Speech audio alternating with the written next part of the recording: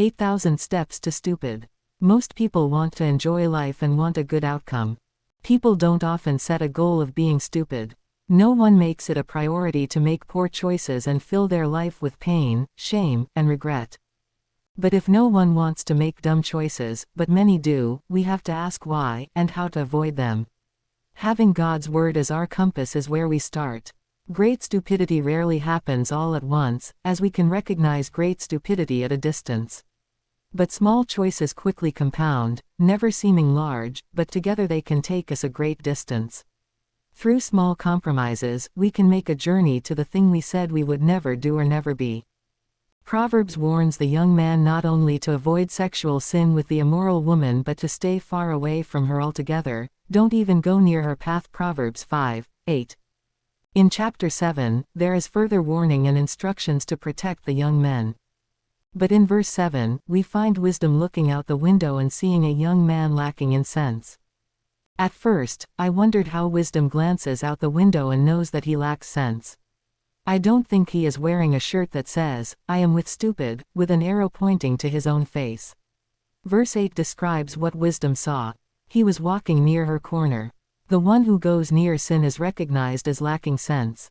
Verse 23 says he follows the immoral woman like an ox going to slaughter. Wisdom sees the person who keeps taking steps toward the trap as foolish. Samson is a great example of this. Samson was a man called by God and gifted with supernatural strength, but he kept taking steps toward stupidity until it destroyed him. They just never seemed like big steps, so he didn't realize the mess that he had gotten into.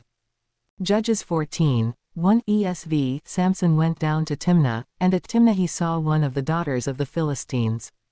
From his home in Zorah, this was about 4 miles or 8,000 steps. 8,000 steps that didn't seem to matter. Steps away from where he was supposed to be. 8,000 small steps toward sin. 8,000 steps to Philistine territory, where he met a Philistine girl. From there, he thought he would marry her. Even though God had warned them not to marry people who didn't worship God.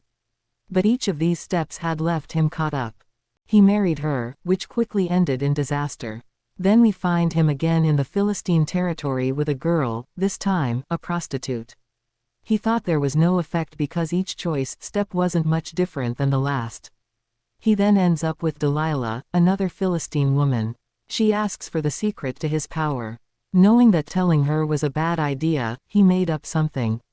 She put him to sleep, and when he awoke, what he told her had happened. She asks again, and he gives her another fake answer, and wakes up with it done. The next time, his fake answer takes a step closer to the true secret to his power, as it involves his hair. He wakes up, and it has again been done.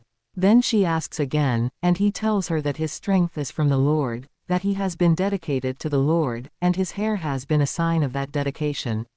And that if it were ever cut, he would be as weak as any man. After the first 3 times he wakes up with his words used against him. I can't believe he was surprised, but Judges 16:20 gives us his waking thoughts. I will go out as at other times and shake myself free. But he didn't know that the Lord had left him. He had been taking small steps for so long that he stopped believing it mattered. He was captured, blinded, and imprisoned. Compromise often comes in slow, subtle steps. Each one lowers our moral ground so gradually that we don't even realize how far we've fallen. People often excuse what they do because of what it isn't yet. But each step takes us down a path. They would never have an affair, but it's just a work lunch with the 2 of them, then a work celebration, then just a lunch or dinner. They just seem to understand them. It's just some minor flirting. It's just a little more often, just a little touch, a hug, a longer hug, a kiss.